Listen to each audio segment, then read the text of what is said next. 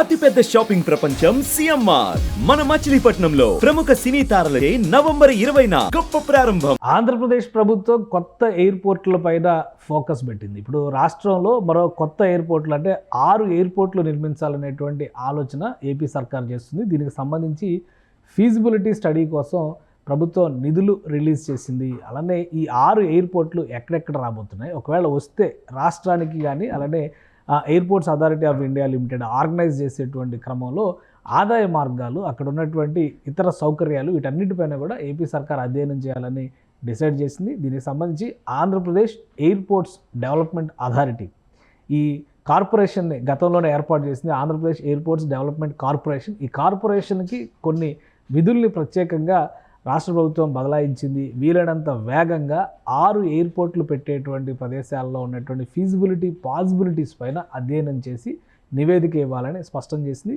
దీనికి సంబంధించి దాదాపు 2 కోట్ల రూపాయల నిధుల్ని రాష్ట్ర ప్రభుత్వం రిలీజ్ చేసింది. ఈ ఎయిర్పోర్ట్స్ ఎక్కడెక్కడ వస్తున్నాయి, అలానే ఆల్రెడీ రాష్ట్రంలో ఉన్నటువంటి ఎయిర్పోర్ట్స్ ఏంటి, మిగతా చోట్ల ఎయిర్పోర్ట్స్ వస్తే ఎంతవరకు ఆదాయ మార్గాలకి అవకాశం ఉంటుంది అనేటువంటి అంశాలను ఒకసారి పరిశీలించేటువంటి ప్రయత్నం చేద్దాం. ఆంధ్రప్రదేశ్లో ప్రస్తుతం 6 ఎయిర్పోర్ట్లు యాక్టివ్గా ఉన్నాయి. అయితే కొత్తగా మరొక 6 ఎయిర్పోర్ట్లని రాష్ట్ర ప్రభుత్వం దీనికి జోడించాలనేటువంటి ఆలోచన చేస్తుంది. ఫీజిబిలిటీ స్టడీ కోసం 1,92,00,000 రూపాయలని రాష్ట్ర ప్రభుత్వం రిలీజ్ చేసింది. దీనికి సంబంధించినటువంటి అధ్యయన బాధ్యతలను పూర్తిగా ఆంధ్రప్రదేశ్ ఎయిర్పోర్ట్స్ డెవలప్మెంట్ కార్పొరేషన్కి అప్పగించింది. ఈ ఎయిర్పోర్ట్స్ కార్పొరేషన్ ద్వారానే గతంలో భోగాపురం ఎయిర్పోర్ట్ నిర్మాణ ప్రతిపాదన కూడా మొదలుపెట్టింది. వాస్తవానికి ఇది Bhogapuram international airport development corporation కింద ఏర్పాటైంది. తర్వాత దీన్ని ట్రాన్స్ఫార్మ్ చేశారు ఆంధ్రప్రదేశ్ ఎయిర్పోర్ట్స్ డెవలప్మెంట్ కోసం. ఎందుకంటే 2014, 2019 మధ్యలో ఉన్నటువంటి చంద్రబాబు నాయుడు ప్రభుత్వమే రాష్ట్రంలో ఏవియేషన్ ద్వారా సరుకు రవాణాని విస్తృతం చేయాలి, అలానే చౌకగా వాయు మార్గంలో ప్రయాణ మార్గాన్ని, ఎయిర్ ట్రావెల్ని కూడా వీలైనంత కారు చౌకగా ప్రజలకు అందించాలనేటువంటి సంకల్పంతో అప్పట్లో ఈ ఎయిర్పోర్ట్స్ పైన ఎక్కువ ఫోకస్ పెట్టింది. అలానే ఈ అంశాలను మనం ఒకసారి విశ్లేషించి చూసేటువంటి క్రమంలో ఆంధ్రప్రదేశ్లో ఉన్నటువంటి ఎయిర్పోర్ట్స్ డెవలప్మెంట్ కార్పొరేషన్ తీసుకున్నటువంటి నిధులు అంటే విధులు ఏంటి, ఏ విధమైనటువంటి కార్యకలాపాలు నిర్వహించాలని భావించారు. ఇది ఆంధ్రప్రదేశ్ ఎయిర్పోర్ట్స్ డెవలప్మెంట్ కార్పొరేషన్ లిమిటెడ్కి సంబంధించినటువంటి గ్రాఫ్ను ఒకసారి మనం చూస్తే కనుక రాష్ట్రంలో 2013లో భోగాపురం ఇంటర్నేషనల్ ఎయిర్పోర్ట్ డెవలప్మెంట్ దాన్ని స్పెషల్ పర్పస్ వెహికల్గా దాన్ని డెవలప్ చేయడం కోసం తీసుకొచ్చినటువంటిది. తర్వాత 2015-16 ఆ టైంలో దీని ఆంధ్రప్రదేశ్లో ఉన్నటువంటి వివిధ ప్రాంతాల్లో ఎయిర్పోర్ట్స్ డెవలప్మెంట్ కోసం రాష్ట్ర ప్రభుత్వం అధ్యయనం చేసేందుకు తీసుకొచ్చింది. అదే క్రమంలో ఆ సమయంలో నెల్లూరు జిల్లా, ఉమ్మడి నెల్లూరు జిల్లాలో దగదర్తిలో ఒక ఎయిర్పోర్ట్ డెవలప్మెంట్కి సంబంధించి నిర్ణయాన్ని రాష్ట్ర ప్రభుత్వం తీసుకుంది. అలానే ఎయిర్పోర్ట్స్ అథారిటీ ఆఫ్ ఇండియా లిమిటెడ్తో కూడా ఎయిర్పోర్ట్స్ అథారిటీ ఆఫ్ ఇండియాతో కూడా అగ్రిమెంట్ చేసుకుంది. అయితే 2019లో దీనికి భూమి పూజ కూడా జరిగింది.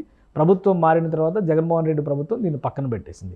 కానీ ఇప్పుడు మళ్ళీ కూటమి ప్రభుత్వం ఏర్పడినటువంటి నేపథ్యంలో ఓవరాల్గా దగదర్తి ఎయిర్పోర్ట్తో పాటు మిగతా ప్రదేశాల్లో కూడా ఈ ఫీజిబిలిటీ పైన అధ్యయనం చేయాలని రాష్ట్ర ప్రభుత్వం డిసైడ్ చేసింది. ఈ 6 ఎయిర్పోర్ట్లు ఎక్కడ రాబోతున్నాయి అనే దానికి సమాధానంగా ఈ 6 ఎయిర్పోర్ట్లకి సంబంధించినటువంటి ప్రదేశాలను రాష్ట్ర ప్రభుత్వం ఇప్పటికే గుర్తించింది. ఒకటి కుప్పం, శ్రీకాకుళం, నాగార్జున సాగర్. ఈ 3 కూడా చాలా ఇంపార్టెంట్ స్పాట్స్. ఎందుకని ఈ ఇంపార్టెంట్ స్పాట్స్ అని చెప్పాల్సి వస్తుందంటే రాష్ట్రంలో ఏవియేషన్ని డెవలప్ చేసేటువంటి క్రమంలో సరిహద్దు ప్రాంతాలని ఆంధ్రప్రదేశ్ ప్రభుత్వం టార్గెట్ చేసింది. కుప్పం అంటే కర్ణాటక, తమిళనాడు, ఆంధ్రప్రదేశ్ మూడింటికి కూడా సరిహద్దు ప్రదేశం. కాబట్టి అలాంటి శివారు ప్రాంతాల్లో పక్క రాష్ట్రాల్లో ఎయిర్పోర్ట్ల నిర్మాణానికి పాసిబిలిటీస్ చాలా తక్కువ ఉన్నాయి. కాబట్టి ముందుగా ఆంధ్రప్రదేశ్ కనుక అక్కడ ఎయిర్పోర్ట్ నిర్మిస్తే సమీప 200 కిలోమీటర్ల పరిధిలో ఉన్నటువంటి పట్టణాలన్నీ కూడా ఈ ఎయిర్పోర్ట్ ఫెసిలిటీని ఉపయోగించుకునేటువంటి అవకాశం ఉంటుందని రాష్ట్ర ప్రభుత్వం ఆలోచన చేసింది. ఆ క్రమంలోనే కుప్పంని ఫస్ట్ లిస్టులో పెట్టింది. శ్రీకాకుళం ఇటు ఒరిస్సా బార్డర్లో శ్రీకాకుళం శివారులో మూలపేట అనేటువంటి ప్రదేశంలో ఎయిర్పోర్ట్ ఏర్పాటు చేయాలనేటువంటి అంశం పైన రాష్ట్ర ప్రభుత్వం గతంలోనే అధ్యయనాలు చేసింది. సో అక్కడ కూడా ఒరిస్సా ఆంధ్ర బార్డర్ మధ్యలో ఈ సర్వీసెస్కి ఎక్కువ ప్రాచుర్యం వస్తుంది, అక్కడ ఎక్కువగా ఫీజిబిలిటీ ఉంటుంది అనేటువంటి ఆలోచనిస్తే ఇక నాగార్జున సాగర్ చూస్తే కనుక నాగార్జున సాగర్లో ఆల్రెడీ ఒక ఎయిర్ ట్రైనింగ్ స్కూల్ ఉంది. సో దీన్ని ఒక ఎయిర్ స్ట్రిప్ని డెవలప్ చేయడం ద్వారా ఎయిర్పోర్ట్స్ అథారిటీ ఆఫ్ ఇండియా లిమిటెడ్తో ఒప్పందం చేసుకోవడం ద్వారా ఇటు ఆంధ్ర తెలంగాణ బార్డర్లో విమాన సర్వీసులను తీసుకొచ్చేటువంటి ఆలోచన ఆంధ్రప్రదేశ్ ప్రభుత్వం చేసింది. సో మొదటి ఫేజ్లో ఇప్పుడు చేయబోయేటువంటి అధ్యయనాల్లో కీలకమైనటువంటి ఈ 3 ప్రాంతాలు మనం చూడాల్సి ఉంటుంది. ఈ 3 ప్రాంతాలు కూడా సరిహద్దు రాష్ట్రాలను టార్గెట్ చేసి ఆంధ్రప్రదేశ్ ఎంచుకున్నటువంటి లొకేషన్స్. అలానే హిస్టారికల్గా కూడా నాగార్జున సాగర్ కానీ, శ్రీకాకుళం శివారు ప్రదేశంలో ఉన్నటువంటి కొన్ని ప్రాంతాలు కానీ, కుప్పంలో ముఖ్యంగా ద్రవిడ విశ్వవిద్యాలయం, ద్రవిడ రాష్ట్రాలన్నిటికీ సంబంధించినటువంటి ఒక విశ్వవిద్యాలయం ఆపరేషన్స్లో ఉన్నటువంటి నేపథ్యంలో రాకపోకలకు అనువుగా ఉంటుందని రాష్ట్ర ప్రభుత్వం గతంలోనే ఆలోచన చేసింది. ఇక మిగిలిన ప్రదేశాలను చూస్తే కనుక తుని అన్నవరం మధ్యలో, అంటే తుని అన్నవరం ఒక పుణ్యక్షేత్రం, విశాఖపట్నానికి దాదాపు 170 కిలోమీటర్ల దూరంలో ఉంటుంది. అటు రాజమండ్రికి కూడా అదే సమానమైన దూరంలో ఉంటుంది. కాబట్టి ఈ పుణ్యక్షేత్రానికి సంబంధించినటువంటి ట్రావెల్ సర్వీసులకి ఇది ఉపయోగపడుతుందనే ఆలోచన. తాడేపల్లిగూడెం, ఒంగోలు వీటిలో కూడా పాసిబిలిటీస్ పైన ప్రభుత్వం ప్రాథమిక అధ్యయనాలపైన ఫోకస్ పెట్టింది. మొత్తం మీద ఈ 6 ఎయిర్పోర్టుల పైన కూడా రాష్ట్ర ప్రభుత్వం గురిపెట్టింది. దీనికి సంబంధించి ప్రభుత్వానికి అందుబాటులో ఉన్నటువంటి స్థలాలపైన కూడా అధ్యయనం చేసింది. ఒకసారి చూద్దాం ఏ ప్రదేశంలో ఎంతెంత స్థలం అందుబాటులో ఉంది, అక్కడ ఎయిర్పోర్ట్స్ డెవలప్ చేయడానికి ఉన్నటువంటి అవకాశాలు ఒకసారి పరిశీలిద్దాం. కుప్పంలో 1500 ఎకరాలని ప్రభుత్వం, 1501 ఎకరం ఇప్పటికే ప్రభుత్వ భూములు అక్కడ అందుబాటులో ఉన్నాయి. నాగార్జున సాగర్లో 1670 ఎకరాలు భూమి అక్కడ అందుబాటులో ఉంది. నాగార్జున సాగర్ మరింత ముఖ్యమైనటువంటి ప్రదేశం, ఎందుకంటే అక్కడ ఆల్రెడీ ఒక ఏవియేషన్ ట్రైనింగ్ స్కూల్ నడుస్తుంది. అది కూడా airports authority of India limited ఆధ్వర్యంలో ఉన్నటువంటిది. అక్కడ ఒక ఎయిర్ స్ట్రిప్ను డెవలప్ చేయాల్సినటువంటి అవసరం ఉంది. అలానే 2వ ప్రపంచ యుద్ధంలో ఉపయోగించినటువంటి కొన్ని ఎయిర్ స్ట్రిప్ల పైన కూడా ఇప్పుడు ఆంధ్రప్రదేశ్ ప్రభుత్వం ఫోకస్ పెట్టింది. ముఖ్యంగా దొనకొండ గురించి ఈ పేరు మనం చాలాసార్లు విని ఉంటాము. ఎందుకంటే దొనకొండ గతంలో కూడా రాష్ట్ర రాజధాని అవుతుందనేటువంటి చర్చ జరిగింది. దొనకొండ ప్రదేశంలో 2వ ప్రపంచ యుద్ధ సమయంలో ఉపయోగించినటువంటి ఒక ఎయిర్ స్ట్రిప్ నిరుపయోగంగా ఉంది. దాన్ని వినియోగంలోకి తీసుకొచ్చే అంశాలపైన కూడా కొంత రాష్ట్ర aviation development corporation, airports development corporation focus పెడుతున్నట్టుగా సమాచారం ఉంది. ఇక తాడేపల్లిగూడెంలో 1123 ఎకరాల భూమి అందుబాటులో ఉన్నట్టుగా ఉంది. పలాస శివారులో చూసినటువంటి ప్రదేశంలో 1383 ఎకరాల భూమి అందుబాటులో ఉంది. తుని అన్నవరం మధ్యలో 787 ఎకరాల భూమి అందుబాటులో ఉంది. ఒంగోలులో 657 ఎకరాల భూమి అందుబాటులో ఉంది. వీటన్నిటిపైన కూడా అధ్యయనం చేసి సమగ్ర నివేదిక ఇవ్వాల్సిందిగా రాష్ట్ర ప్రభుత్వం సూచించింది. ఇక రాష్ట్రంలో ప్రస్తుతం వినియోగంలో ఉన్నటువంటి ఎయిర్పోర్ట్స్ను కూడా ఒకసారి పరిశీలిద్దాం. వినియోగంలో ఉన్న ఎయిర్పోర్ట్స్లో విశాఖపట్నం ఇంటర్నేషనల్ ఎయిర్పోర్ట్ అన్నిటికంటే కూడా ముఖ్యమైనది. హెవీ ట్రాఫిక్ ఆంధ్రప్రదేశ్లో కవర్ చేస్తుంది విశాఖపట్నం ఎయిర్పోర్ట్. ఇక రెండవది విజయవాడ ఇంటర్నేషనల్ ఎయిర్పోర్టు, ఇది కూడా ఇప్పుడు 2వ స్థానంలో ఉన్నటువంటి ఎయిర్పోర్టు. ఇక తిరుపతి పుణ్యక్షేత్రం కాబట్టి తిరుపతి దాని పరిసర ప్రాంతాల్లో ట్రావెల్ సర్వీసులు అన్నిటికీ కూడా తిరుపతి ఎయిర్పోర్టే, రేణిగుంట విమానాశ్రయమే ఇక్కడ ప్రధానమైన సర్వీస్. ఇక కర్నూలు విమానాశ్రయం ఇటీవల పేరు కూడా మార్చారు, ఉయ్యాలవాడ నరసింహారెడ్డి ఎయిర్పోర్ట్గా పేరు పెట్టారు. ఇక కడపలో ఒక విమానాశ్రయం, పుట్టపర్తి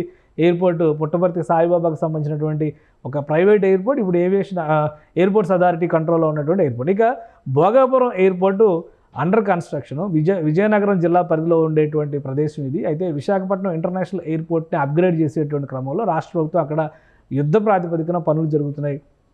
గతంలోనే ఇది పూర్తి కావాల్సింది, అయితే చాలా డిలే అయింది. కాబట్టి 2026-27లో తొలి సర్వీసులు ప్రారంభించే దిశగా ఎయిర్పోర్ట్స్, ఈ భోగాపురం ఇంటర్నేషనల్ ఎయిర్పోర్ట్ని తీర్చిదిద్దేటువంటి ప్రయత్నాలని ఆంధ్రప్రదేశ్ ప్రభుత్వం చేస్తుంది. ఈ ఎయిర్పోర్ట్కి అల్లూరి సీతారామరాజు పేరు పెట్టాలనేటువంటి డెసిషన్ కూడా రాష్ట్ర ప్రభుత్వం తీసుకుంది. ఇక దగదర్తి నెల్లూరు జిల్లాలో వచ్చేటువంటి ఎయిర్పోర్ట్ ఇది. దగదర్తి ఎయిర్పోర్టు ప్రతిపాదనలు కూడా 2015-16లోనే జరిగినప్పటికీ కూడా రాష్ట్ర ప్రభుత్వం 2019లో ఏర్పడినటువంటి రాష్ట్ర ప్రభుత్వం పెద్దగా ఆసక్తి చూపించలేదు. ఎయిర్పోర్ట్స్ అథారిటీతో చేసుకున్న ఒప్పందాన్ని కూడా రద్దు చేసుకుంది. కాబట్టి ఈ నెల్లూరు ఎయిర్పోర్ట్ను కూడా ట్రాక్లోకి తీసుకురావాలనేటువంటి ఆలోచన చేయడం, మిగతా ఎయిర్పోర్ట్ల పైన ఫోకస్ చేయడం అనేది ఇప్పుడు ఆంధ్రప్రదేశ్ ప్రభుత్వానికి ప్రధానమైనటువంటి టాస్క్గా కనిపిస్తుంది. రాష్ట్రంలో ఉన్నటువంటి ప్రదేశాల పరంగా చూస్తే కనుక రాష్ట్రం ఈ చివరి నుంచి ఆ చివరికి విస్తరించి ఉన్నటువంటి రాష్ట్రం కాబట్టి ట్రావెల్ సర్వీసుల విషయంలో ఎలాంటి ఇబ్బందులు రావు అనేటువంటి ఆలోచన చేస్తుంది. ఎయిర్పోర్ట్స్ని డెవలప్ చేయడం ద్వారా పెరిషబుల్ గూడ్స్, అంటే నిల్వ చేయడానికి అవకాశం లేనటువంటి గూడ్స్ పైన కూడా రాష్ట్ర ప్రభుత్వం సరఫరా చేయడానికి ఒక వెసులుబాటు వస్తుందనేటువంటి ఆలోచన చేస్తుంది. ఈ క్రమంలోనే ఎయిర్పోర్ట్స్ పైనే ఆంధ్రప్రదేశ్ ప్రభుత్వం ఎక్కువగా ఫోకస్ పెట్టింది. ఈ 6 ఎయిర్పోర్ట్ల పైన వీలైనంత వేగంగా అధ్యయనం చేసి రిపోర్ట్ ఇవ్వాలని ప్రభుత్వం ఆదేశించింది. అలానే ఈ ఎయిర్పోర్ట్కి సంబంధించి ముఖ్యంగా సివిల్ ఏవియేషన్ మినిస్ట్రీగా రామ్మోహన్ నాయుడు బాధ్యతలు తీసుకున్న తర్వాత ఆంధ్రప్రదేశ్లో ఇటు తెలంగాణలో కూడా ఎయిర్పోర్ట్ సర్వీసులు, ఎయిర్ సర్వీసులని డెవలప్ చేసేటువంటి ప్రయత్నాలు తెలుగు రాష్ట్రాలు చేస్తున్నాయి. తెలంగాణలో కూడా మామనూరు, వరంగల్ ఎయిర్పోర్ట్ని అభివృద్ధి చేసేందుకు కొన్ని దశాబ్దాల కళ ఇది. ఒకప్పుడు నిజాం నవాబ్ ఉపయోగించినటువంటి ఎయిర్పోర్ట్ 2వ ప్రపంచ యుద్ధంలో కూడా సర్వీసెస్ అందించినటువంటి ఎయిర్పోర్ట్. అది కూడా ప్రస్తుతం నిరుపయోగంగా మారిపోయింది. దాన్ని విస్తరించేటువంటి ప్రయత్నాలు తెలంగాణ ప్రభుత్వం చేస్తుంది. ఆంధ్రప్రదేశ్లో దాదాపు 6 ఎయిర్పోర్ట్లను విస్తరించేటువంటి ప్రయత్నాలని రాష్ట్ర ప్రభుత్వం చేస్తుంది. ఇవి కనుక అందుబాటులోకి వస్తే సరుకు రవాణాలో తేలికపాటి విమానాలను ఉపయోగించేందుకు సరుకు రవాణాకి సంబంధించి ఈ ఏవియేషన్ ఎక్కువగా వినియోగించాలని ఆంధ్రప్రదేశ్ ప్రభుత్వం కూడా సంకల్పిస్తోంది. సుమన్ టీవీలో మీ పర్సనల్ అండ్ బిజినెస్ ప్రమోషన్స్ కోసం కింది నెంబర్కి కాంటాక్ట్ చేయండి.